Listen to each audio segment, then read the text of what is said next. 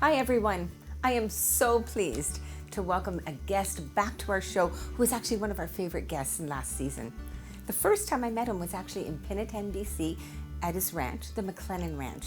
And today we're at Steve's Manor, which is one of the 7 Kidney Foundation's kidney suites here in Vancouver. If you haven't guessed who our guest is as yet, I'm sure you're all going to recognize the cowboy hat. I'm speaking about none other than cowboy, rancher, radio show host, and I'm so glad to say former dialysis patient Hugh McLennan. Hugh, welcome back to Plugged In. Well, thank you, Barb. So nice to be back. And I've got to say, I watched that last episode, and those kidney kids were just awesome. I really felt that I was upstage, but didn't they do a wonderful job? Oh, the feeling's mutual. They had so much fun watching you and Stanley on the show as well, the segments. They talked about that. Well, they say if you're a performer, there are 2 things you don't want to follow, either kids or animals. Well, you were out of luck on that show. That's right. You had both. Okay, so Hugh, I have to say, when I met you today, you had a spring in your step, color in your cheeks. You're here at the Kidney Suite, and I've noticed a glowing smile on your lovely wife, Billy's face. So please connect the dots for all of our viewers. What's responsible for all this? What's been happening? Well, we're here almost 6 weeks after the transplant now, and we had it actually on the scheduled date, November the 22nd, and things seemed to go, I was very fortunate, things seemed to go without any complications at all, and at this point, a little bit of soreness, but nothing that's a big concern, and I am feeling just fine. Wow. So, as we announced on the last show, you gave us an exclusive tip that you were getting a kidney transplant November 22nd. It was at VGH? It was at VGH, right about 2 o'clock in the afternoon, I think we started. So Hugh, you actually received your kidney from a living donor. Can you tell us how that came about? How did you find a living donor? Social media is amazing. I think in the last few years it's really developed as a way to communicate with all kinds of people.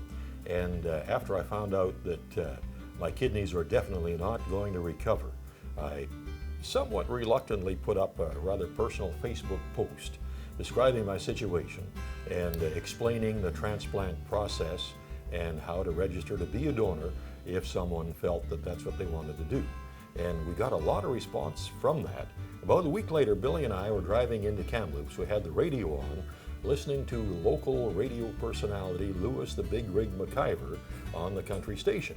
And he just happened to say, our good friend Hugh McLennan is on dialysis and he's looking for kidney donors, and I want you folks to know that I am going to inquire and find out if we're a match.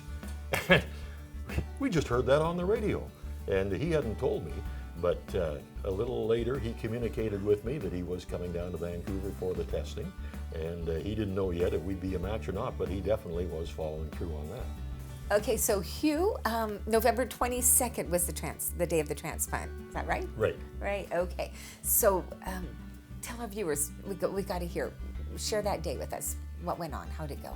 Well, the donor goes in first, of course, and they remove the donor's kidney, and once everything is stable, then the recipient goes in as soon as possible after that, and they install the kidney in the recipient. Right. And so I am, feeling pretty good about the whole process. I wasn't really nervous to that point. And smooth going? Yeah. And I'm laying there on the stretcher just before I was wheeled into the operating theater. And the nurses were so good there. And one of them comes walking up with a clipboard in her hand. And she said, well, Mr. McLennan, we're just about ready.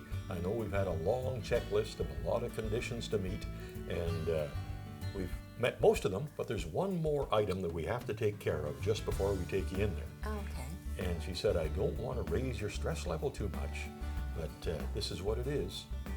Your mustache has to go. I said, what? No, I've had it since I was 6. It'll take me 3 months to grow it back. I can't. And then she started to snicker and smile a little bit, and she says, you know who told us to tell you that? And then I knew. It was Lewis, my donor.